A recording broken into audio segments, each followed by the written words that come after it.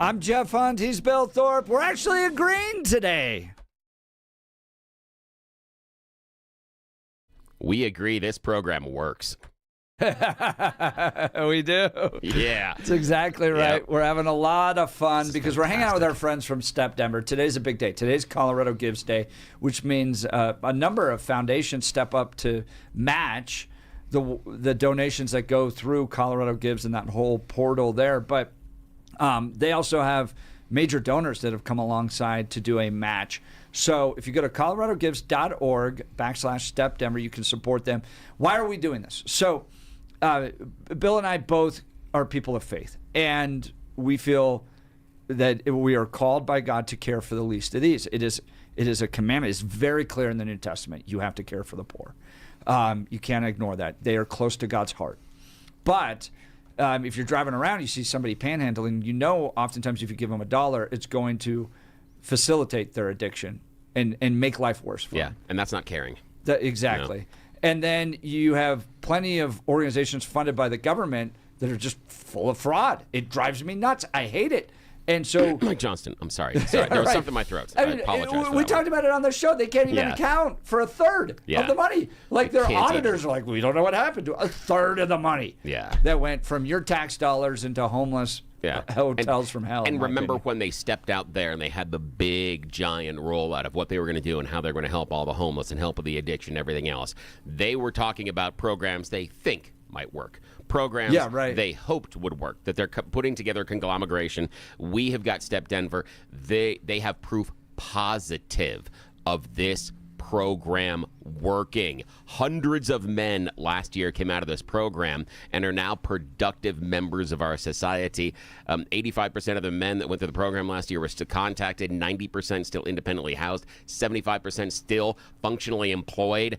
That's doing it right. And they only do it, though, with your support because they don't get any government funds. They don't take any of those government checks. No government funds. It's only you. And they're solving the problems that we care about. Imagine that. All right, so Amy, Mission Advancement Officer, live in studio with us. Our goal today is $25,000. This would be a huge record-breaking morning from 710K in U.S. And it's not just Bill and I that are investing in this. The entire station is, from our operations manager to the sales team. Everybody. There's so many people behind the scenes right now here with us. 710K supports Step Denver because they do good work. So what's the goal today?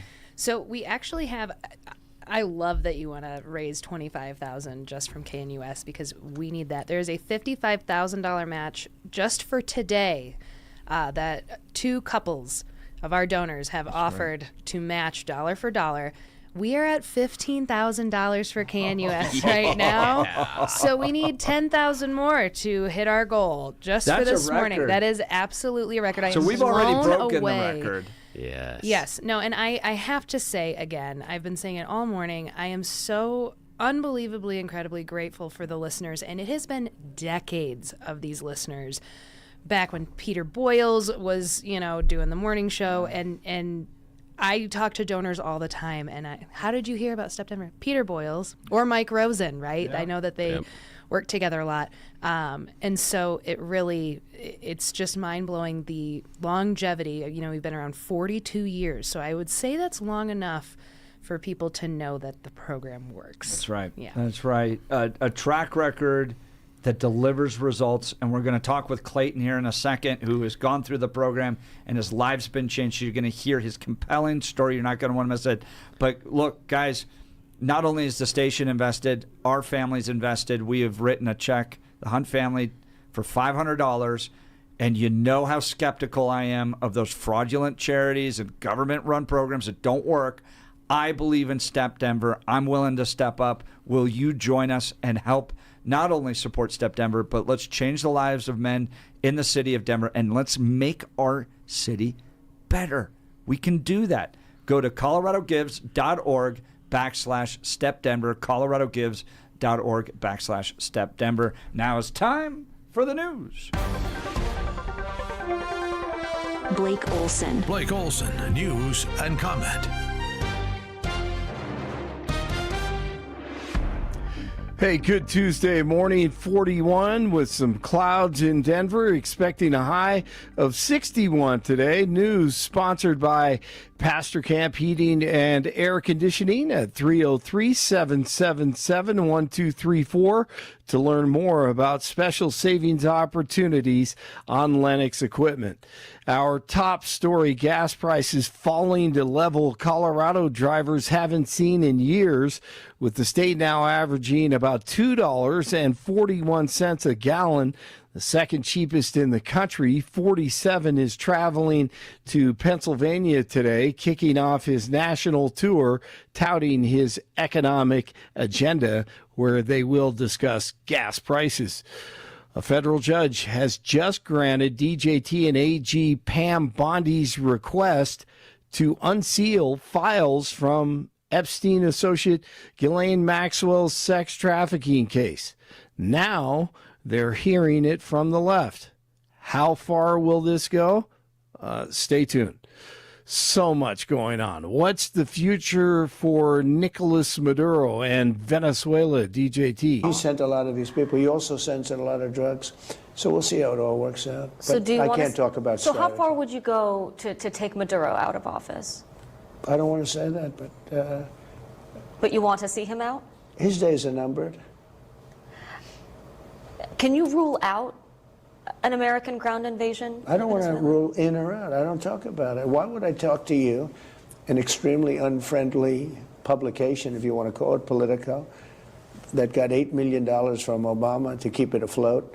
Why would I do that? Why would I talk about that to Politico? I mean, I'm doing this because you picked me as a man Well, for I'm Europe, and I asking thought it was for appropriate transparency thing to do. for their American people, because a lot of folks are. Transparency. Well, people are I'll tell wondering you, I am what the is. most transparent politician maybe in the world. A lot of okay? folks are wondering what our goals are in Sure, but Venezuela. I don't want to talk to you about military strategy. Well, may I ask then, what is your goal in Venezuela? What do you want to see with the actions that you're taking? Well, one goal is I want the people of Venezuela to be treated well.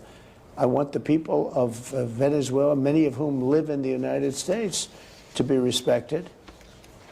I mean, they were tremendous to me. They voted for me.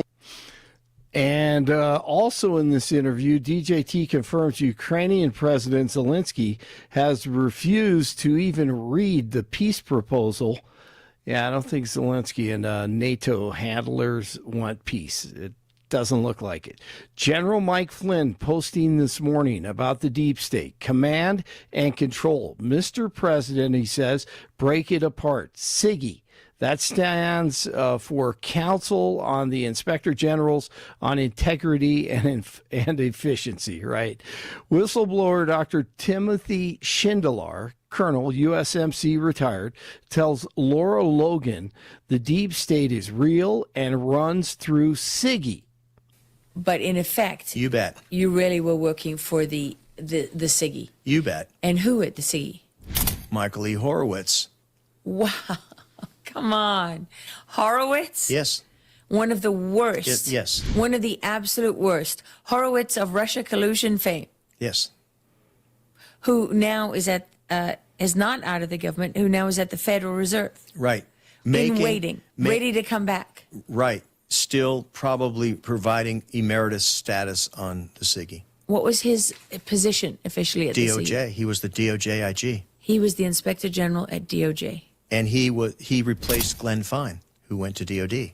Wow, it's a really nice, tight, rotating circle of the same people. And his deputy then went on to become the DOD IG. And his deputy spent 30 years over in the U.S. Attorney's Office, District of Columbia. Break it up. This is what most of us want. Hopefully DJT will try to make something happen. We'll see. Don't hold your breath. The National Weather Service has issued a high wind watch for Lakewood, Boulder, Golden, and Arvada. There could be gusts of up to 60 miles an hour at times today. Secretary of War Pete Hegseth, Marco Rubio, and Chairman of the Joint Chiefs will brief top congressional lawmakers behind closed doors today. The briefing for the so-called Gang of Eight is expected to focus at least partially on the ongoing strikes on drug boats in the Caribbean and Pacific. All All right, the Avalanche at the Predators tonight. Nuggets at the Kings on Thursday. The Chargers beat the Eagles last night, 22-19 in overtime. The Chargers now 9-4. Stefan. The Colts are bringing in 44-year-old Phillip Rivers for a workout today at quarterback. Indiana Jones out for the season. Horrible news for the Colts. Rivers, he's actually a grandfather and can barely move in the pocket, and that's beautiful. If he can deliver, hey, it's the soft NFL. They may protect him. I'll give extra money if he plays in a rascal. I'll pay money to watch that. I love it. That's a great idea. All right, let's hope that happens. 37 in Lafayette, 38 in Littleton, 40 in Denver. You're waking up with Jeff and Bill. Great day today, celebrating STEP. Blake Olson, News Talk 710 KNUS. Other than some windy areas, and there will be plenty of wind along the Front Range and foothills and mountains over the next couple of days, we're going to be looking at mild, dry weather as all the significant weather stays to the north and east of us. Partly cloudy, windy at times, upper 50s and low 60s, low to mid-30s tonight. Mid to upper 50s Wednesday, near 40 Wednesday night. Temperatures will be 50s and 60s Thursday, trending a bit cooler for Friday and into the weekend, but the real cold stays away. Meteorologist Don Day in the 710 KNUS Weather Center.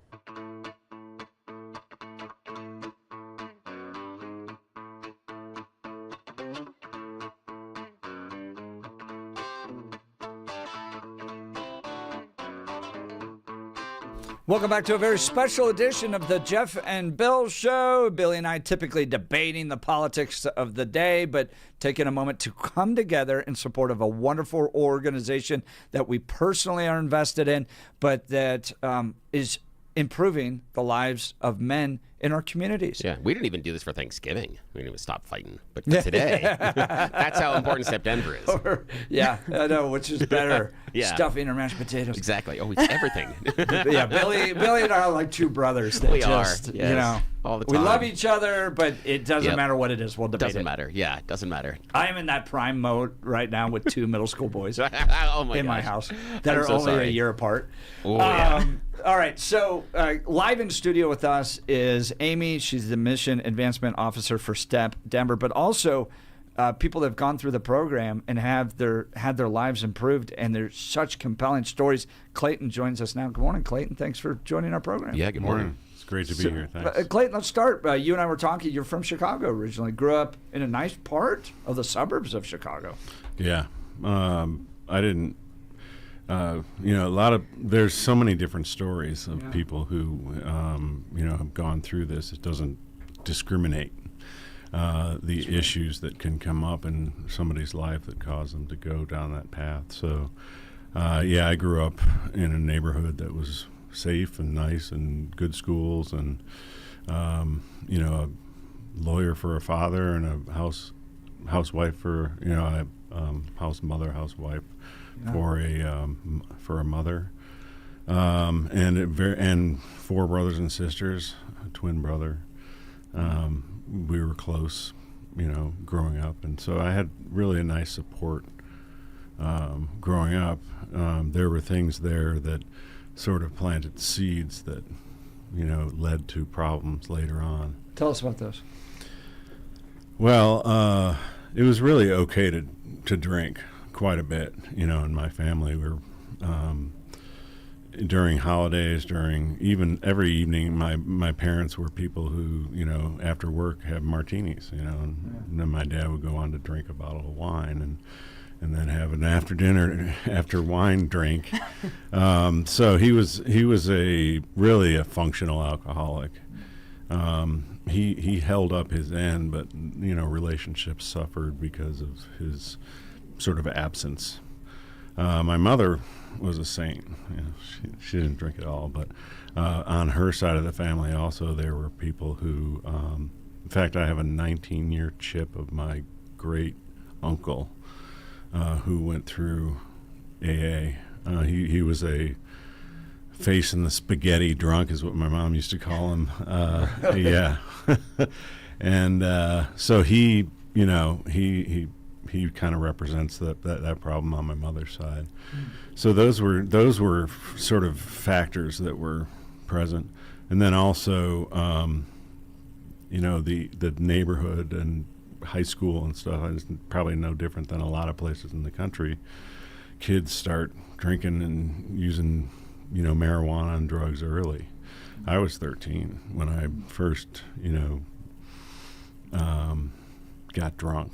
So Clayton, tell us that story. So it's the first time that you're going to break the seal on that addiction. You've seen Dad be a functional alcoholic, but in your lifestyle, just so we talked with Donnie, that's all you know. So it appears normal, and it would be unusual to walk into another kid's house and not see Dad drink like that, when they come home or at dinner, etc. So it's normal for you. You've seen Dad sort of, and I'm going to use it in air quotes, manage his alcoholism. Yeah. So at 13, you decide you're going to break the seal and try the drink for the first time.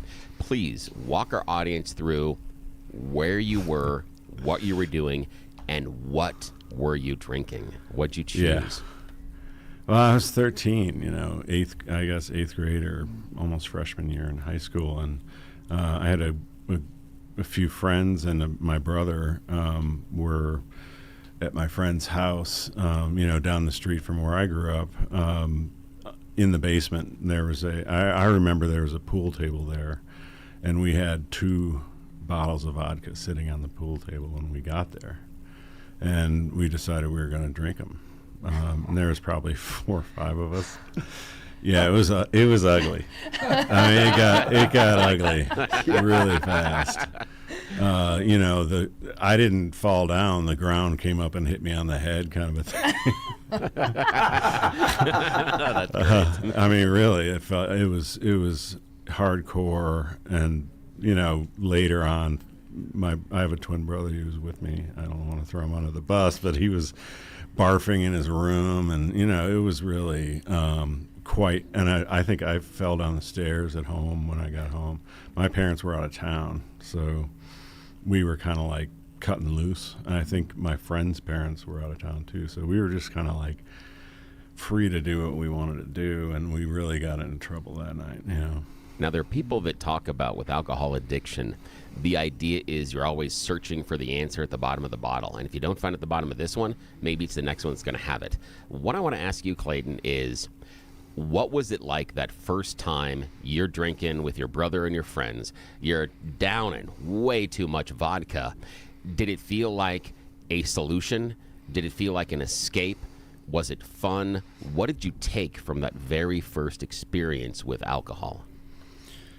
I mean, it was fun to a point, until it wasn't that night. We got goofy and whatever as, young teenagers.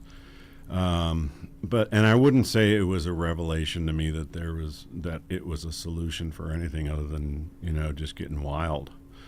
But it certainly introduced me to something that would help me escape,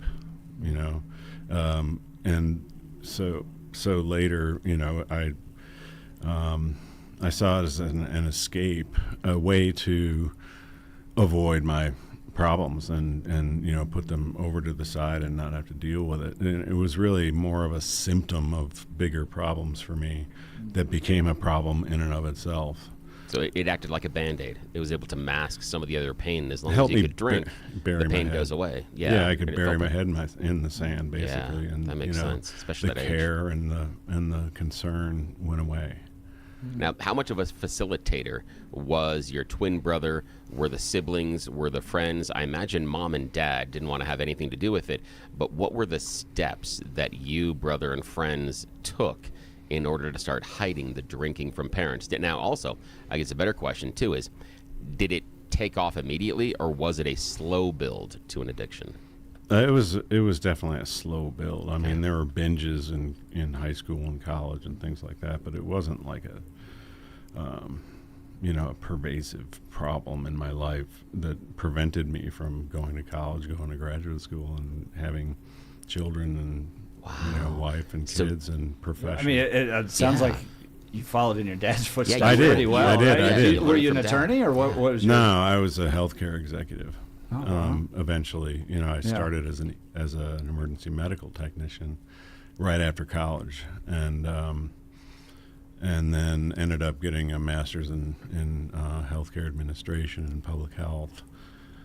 That brought me to New Orleans. Okay, and so New Orleans introduced like a whole new, whole new Disneyland of alcoholism. We were talking about this one time because I've only been to New Orleans once, and I went into a Walgreens, and there's a bunch of dudes buying Pedialyte, and I thought that was so weird.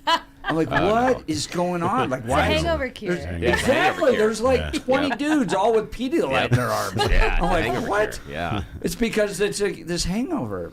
It's a weird town, man. Yeah. You're down there in the midst of that. Yeah, I was there for 25 years before I moved here. And, I went to Tulane for that graduate program and did fine. I mean, I was a heavy drinker my whole life. So, like, when the day was over, I could put down a half a bottle, a half a fifth of whiskey or vodka or whatever, and then wake up and function fine.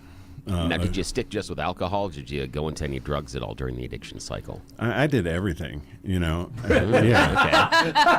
I was not expecting that answer out of his mouth. I was not either. I did everything. Yeah. Like everything. Well, once you sort of think it's okay to escape, you try to find new ways and do different things, and everything from marijuana to cocaine to LSD. And you're studying healthcare?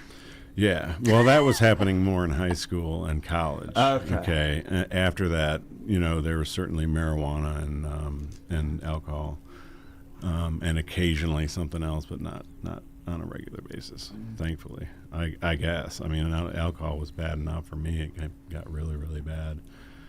But it's socially acceptable though too, as far as alcohol. It's much easier to feed that alcohol addiction at the time, especially when you're growing up in drugs. Yeah. Oh yeah, because it's a cottage industry down there. It's what the city's in many ways built around is the alcohol. Yeah. Yeah, I mean it's everything. The whole culture down there is different in that it's much more acceptable any time of day. During the day or even in the morning, you drink mimosas and stuff with brunch, breakfast. Now you're listening to Clayton, and he's here with Step Denver because we're raising money for them. This is a day in which you literally have the opportunity to change lives. This is a crazy opportunity that we've got for you today. Colorado Gives Day is today. Go to coloradogives.org/StepDenver. coloradogives.org/StepDenver. We're listening to Clayton being basically alcoholic Disneyland in New Orleans. He's struggling with his alcohol addiction building, and he's around in an environment in which they say consuming alcohol 24/7 is okay. He found the solution here in town in Denver at Step Denver. Longtime program. You've heard Peter Boyles, you've heard Mike Rosen talk about him for years. These are guys and gals that do it right. The deal is they don't take federal funds, so the feds can't tell them what to do, but they have remarkable success compared to all those other programs out there. Mayor Johnson, sorry, got something in my throat this morning. It's awful. I got to clear that up. But they do this thing right, but they're not tied based on federal government strings. That means they need your support. They need you to write a check. This is a huge day for them. They have got a couple of donors that are willing to match up to $55,000. That means every dollar you donate this morning becomes 2. Every 5 becomes 10. Every 10 becomes 20. Every 50 becomes 100. Think about the impact that you can have. Amy, earlier this morning, shared with us, they got a couple $1 million budget that they're running with. But the economic impact that the several hundred men that come out of the program deliver to Denver each and every year is more than $16 million. You are going to be hard-pressed to find any sort of a program like this that will turn around and have that type of return on investment. Plus, these men stay clean. We showed you these statistics earlier this morning. 90% of them, more than a year out of it, are still independently housed. 75% more than a year out still have their job. There's this is nothing crazy. like that. There's nothing like this out there. There's literally nothing else like nothing that. else that And does like 85% are still sober as That well. is crazy. Yeah. So that's amazing. So this is a big one. amazing. Now, last year, I think we raised $12,000 on this program. We are now north of $17,000, and we have set a goal to reach $25,000 during our show. We have surpassed last year's record. We need your help, though. Yes, we do. So please go to coloradogives.org/StepDenver and make a donation right now. So, Clayton, how bad did it get at that point? Now, you're down in Louisiana, you're drinking regularly, but you seemed like you're building a career, but I'm guessing you didn't show up at Step Denver because everything was going fine. No, and it wasn't as simple as just going from New Orleans to Step Denver. Yeah. It got ugly, I mean, I got divorced back in 2010, had two boys who were, almost into their teens at that point, and then got remarried and had another child, a girl, wonderful little girl. But that marriage didn't pan out real well. And so, everything that happened was due to my own choices. So I don't hold anyone else accountable for my bad choices, but I had to pay for those choices. And, if I was having a bad time not getting along with my wife, I'd escape. I'd go get a hotel for a few nights, and that is where it really started getting bad. Because I'd drink the whole time just to shut out the noise. And then there were times during the day, I was pretty much my own. I was the boss, at this job. I was an executive, and I could make my own schedule. So I'd schedule off days and go to Audubon Park in New Orleans in my car and drink a whole bottle of vodka. Just do that. So you have the power to control your own schedule. You're getting days off, and what you're doing with that day off is sitting in a car and drinking? Yeah. That is the plan. Whoa. The plan is to have vacation days or to change your schedule, and the purpose of that day. I just want to put a pin in this so that everyone in the audience understands this, that Clayton is telling you right now that he was scheduling days off. He was taking vacation days. He was the boss. He had the ability to do it, so he set the schedule. But those days were there for the purpose of feeding the addiction. Imagine where an individual is in their life when they're scheduling their vacation around ways to feed the addiction. And it is Step Denver, the people that are here with us today, that are the ones that changed that cycle. That's important. It takes a tremendous amount of energy to figure out how you're going to drink next all the time. I mean, and drinking became my top priority. It's not that I didn't think other things were important. I didn't just shut down every care in the world that I had. I still had love and concern for important things, but alcohol had its way of bubbling its way up to the top, kind of sneaky. And, I found myself, making sure that I had the time covered to escape when I needed to. And sometimes I felt compelled to, and it was really shutting off the noise is what I call it, but it's stress and concern and, anger and resentment, all that, alcohol helped with for a while. And how'd you get to Colorado then? So 2018, I think, is when I really decided I had a problem, or people helped me decide I had a problem. Tell me about that. Well, one day my wife found me in the car at Audubon Park, drunk. It's like sleeping, okay? And she's like, "You got to go get some help somewhere." So I did a intensive outpatient program while working, and I wasn't the guy who got drunk at work. That's how I maintained functionality. But I got the time that I needed to go to. I mean, she found me that day, and I ended up in detox and bringing out the red flags everywhere, and that was kind of like the day. And I think it was February of 2018, from there was a 5-year road, of recovery roller coaster. I'd be okay, and then I wouldn't be okay, and then I'd go to. I went to 12 different treatment programs, good ones like Betty Ford and stuff like that, and I'd some of them twice.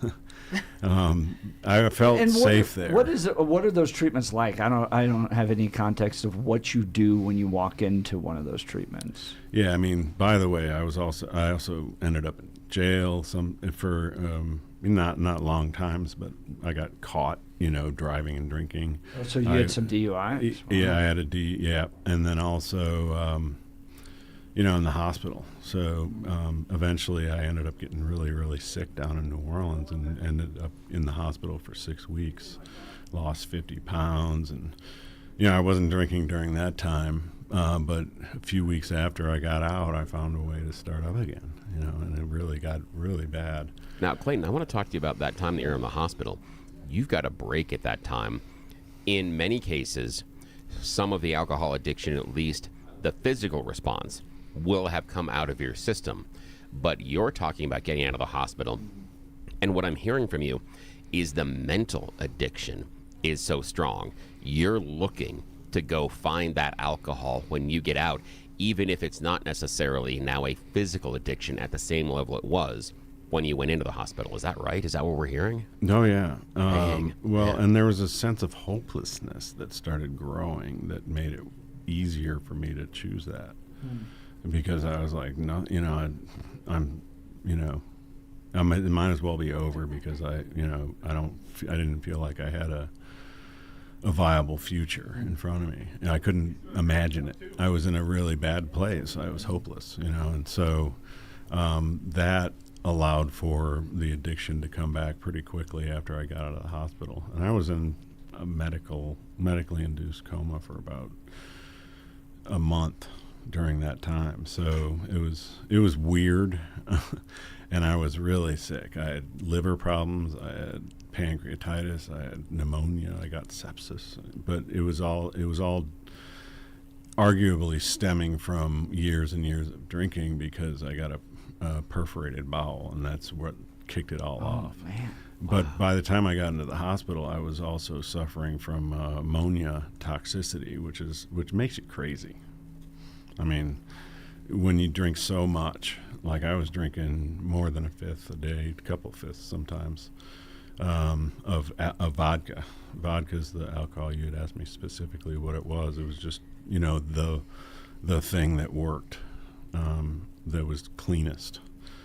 I like what you said there as far as cleanest, because it doesn't have the lingering aftertaste. It's something that is easily to hide in other things. You can mask it with other things, and there is no harsh real taste. You got that burn, but it's clean. That's yeah. I mean, it's the variety of choice for most really serious alcoholics. Well, we're up against a break here. We're going to continue the conversation. Joining us live in studio is Clayton. We're with Step Denver. As today is Colorado Gives Day, we're supporting Step Denver as a station. Billy and I supporting them personally as well. Go to coloradogives.org, coloradogives.org/Step Denver. Donate to them today. Every little bit helps. It really does. It's coming together. We are breaking records as we fundraise to support this great organization. We will continue. You're listening to The Jeff and Bill Show. This is Denver's Talk Leader, News Talk 710, KNUS.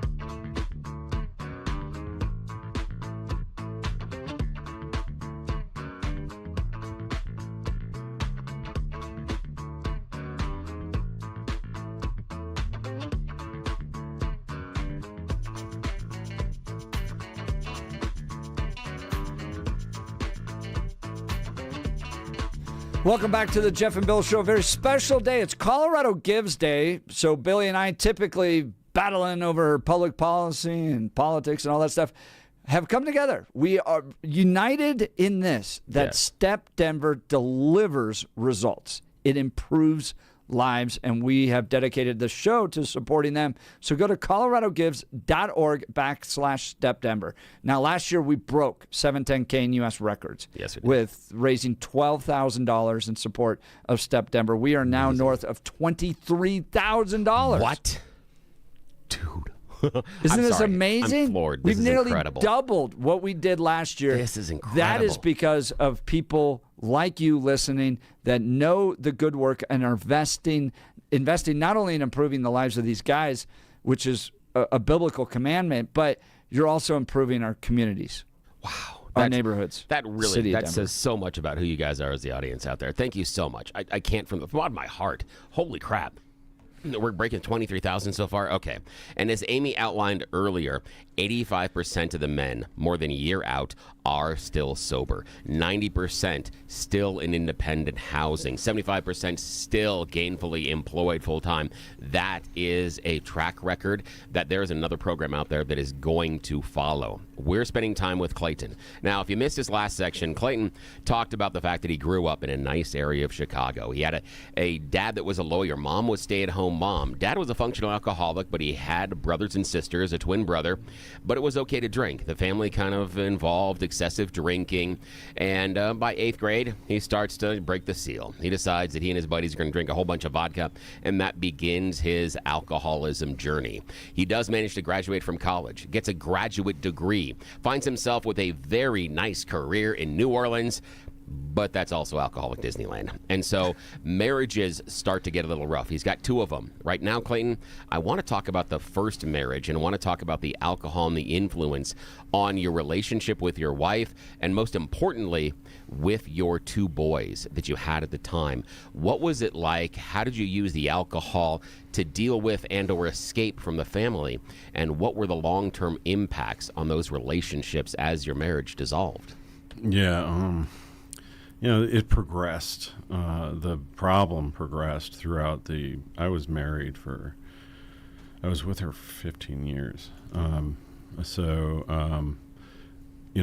It was a long time, and started out, we drank for pleasure, do dinner and, once in a while. What you saw at home, yeah. What the adults did, yeah. Yeah, and then I started drinking hard liquor, and putting myself to sleep with it, and getting further and further away from my wife, who didn't find me to be present as a husband. I never wanted to have a hard conversation with her. I was just focused on my career, and I thought as long as I was making money, that I was doing what I needed to do. And really, I needed to be there for her also, and I wasn't, and that was more and more the case. To the point where I was sleeping on the couch all the time, and drinking a half a bottle before I went to bed. And the solution every night when you came home with that stress was still going to be the bottle. Yeah. Absolutely, it was still the primary, even though in many ways the bottle was creating the problem. But it also, at that time, was the solution. Yeah, and my children suffered too, because it wasn't like one of those households where I was slapping around my wife and beating the kids. And, it was quiet, but it was also, quiet and dysfunctional in a way, because I wasn't all I could be for my boys. I think that's important. I want to delve into that just for a second, because there are going to be people that either have friends, family, or maybe themselves in the audience today that are dealing with alcohol, and they don't understand the impact and the barriers it's placing between them and the children. Talk about how your alcoholism, and I'm not even talking about abuse, just in general, your alcohol and the cycle of your alcohol abuse at the time, how was it getting in the way with your relationship with your kids, and how did it impact that? Yeah, I mean, I think a lot of people experience. I was a person who didn't really realize what was happening. You know, again, I was coming from a norm that was, drinking's part of my life, not knowing that, it was robbing me of the ability to be present for my children. And accessible to them, should they need me. I went to games and, brought home the bacon and all that. But, I never really developed the kind of relationship I could have had I not been absent due to alcohol. You had mastered the performative aspect of being the dad without actually being the dad. You could show up at all the events. You could be there in the stands. You could do the cheering. Yeah. But when that door closed to the house, you weren't there as the dad. Right. And, there's a lot of gray areas. There were good things. I was okay some of the time too, and did develop relationships with the boys. I just wonder what it would have been like without me. I always thought about it as hobbling myself with drugs and alcohol, because that's a good way to think of it. Yeah, I was just, I was making my own life more difficult than it needed to be. Was that all through their time? I mean, were they out of the house by the time you decided to get help? No, they were there. They were there. So they didn't even know. Though they didn't know that. I didn't even know you had a problem.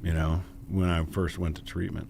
Really? Yeah. Wow. Because I hid it. I would be absent and I would be gone and I would be doing it on business trips. I would be escaping the wife and going to a hotel for a few nights. Or as you said, you'd schedule yourself to have a day off and get drunk in the park. And then I'd stop a few, several hours before I had to go home so that I wasn't just totally wasted. What I appreciate about Clayton's experience is I think there's a lot of guys out there, especially around, nice neighborhoods that are that same exact way. Oh, yeah. Right? Like that you could do better as a husband and a father, and that alcohol is a hindrance, but it also has its clutches in you, and so you can't quite free of it. You're not beating your wife up in a trailer park, that type of thing. You're living in a nice neighborhood in the suburbs of Colorado. You have a good job, but it's still holding you back from having and being the father you want to be. We're going to continue this conversation. Step Denver live in studio. We're helping raise funds for them. The goal today is $25,000 from this show, and I think we're having a little bit of a Christmas miracle here, Bill. We are. This is insane. What are we at now? Yeah, where are we? Well, they keep coming in. Right now, we are at $25,325. No, dude, we haven't even finished the show. So we need to push that goal further. I'm pushing the goal higher. Holy crap. I'm pushing the goal higher. Wow. Because this is a Christmas miracle. Yes, it is. This has is a miracle. nothing to do with Bill and I, No, and everything nothing. to do with you, the listener, that are stepping up to help. You're hearing Donnie's story. You're hearing Clayton's story. You know the impact that Step Denver has. You go, I'm going to invest in that because lives are changing and our community is getting better. Amazing. We're going to 30,000. We're going to go to 30,000. We're going to go. We're going to break this record. Last year, we were at 12,000, which was a record. We've already doubled last year. This is a Christmas miracle. Amazing. Because of you all. We will continue. You're listening to, by the way, go to coloradogives.org/StepDenver to donate. coloradogives.org/StepDenver. We'll continue. You're listening to the Jeff and Bill Show. We are Denver's talk leader. Man, you listeners know what you did. You made a little dust in here. My eyes are getting all weepy. Thanks. This is KNUS.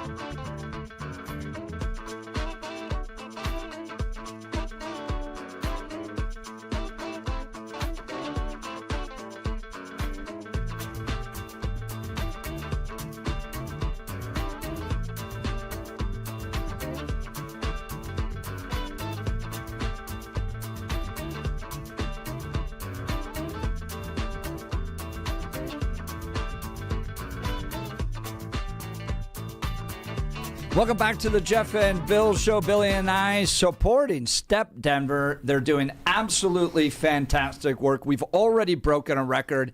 We have extended the goal because we're having a Christmas miracle here. Yes. This is amazing. Our listeners are amazing. You are the reason we are Denver's top talk radio show because we have the best listeners that not only call in and engage in the debate that Billy and I are often having, but you're stepping up to support. It's incredible. Them today. Absolutely wonderful. So live in studio with us is Clayton. Clayton, we're going to carry you over into the next hour and get into the treatment. But at one point, you ended up homeless? That's wild. Yeah, I mean, after the whole incident where, I ended up in a bunch of treatments and all that, I, got to the point where I'd ran out of money. I'd alienated my supports. And I still had my car, and so I got into a sober living environment after one of my treatments, and I had to still pay for that, and that was in Colorado Springs actually, back in 2022, when I moved here from New Orleans to really try to start over, but I fell off, because I couldn't make enough money to pay rent, so I ended up just taking off and trying to live out of my car, and that didn't work out real well, because alcohol becomes a part of that picture very quickly, and I also spent nights at the Mission in Colorado Springs, several. It was winter time, I was like I couldn't stay in my car all the time. Yeah. Wow. Very powerful story from healthcare executive to living in his car because of alcohol addiction. How did he get out of it, and how did Step Denver help him? We're going to get to that next. You're listening to the Jeff and Bill Show. You guys are amazing. We are Denver's talk leader because of you. This is KNUS.